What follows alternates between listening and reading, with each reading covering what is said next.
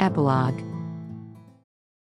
In the days that followed, Akea saw a change of emperors, but it was not Lamare Aristina Amark who sat on the throne.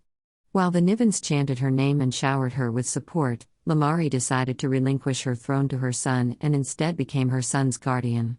As he was not of age, she would mold him to become the future emperor. Soon, Nivedin was declared a province of Akea once more. The war generals no longer held power over the provinces but instead acted as protectors and allies of the provincial lords and ladies to ensure peace across the land. Dogan finally found his family in Amaya and Mathis.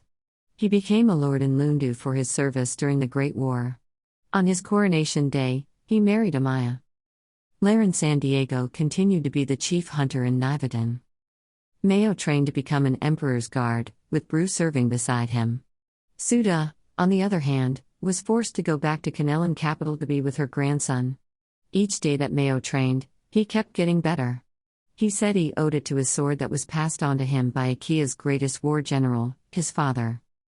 The three friends, Mayo, Pyper, and Kino, decided that it was best to return Drakis to the Tree Runners. Now that Lamare had released the Tree Runners from their exile, they decided to return to the mountains of Nivedin, their former home, and were soon back to building tree houses. They had sworn to guard the dragon and ensured that it would never be used by anyone to usurp Akea ever. Goemi studied in the university to become a healer. She had learned to read and write and has since aspired to do work on the medicinal properties of Akene herbs.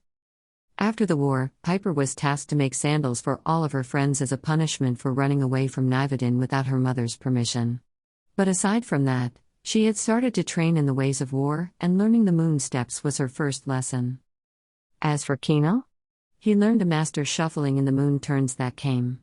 He became the crown prince of Canela, guided by his mother, Lamare. And when he is not training with Mayo on swords, arrows, and javelin in Canela, he is back with his classmates in Wawang village learning power toning from Professor Levin. But what he loved to do most was visit Nivedin and spend time with someone he now knew he could never live without, Pyper.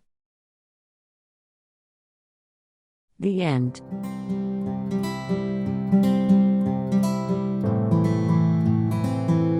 The end of Breaking the Scroll, Epic Fantasy Trilogy.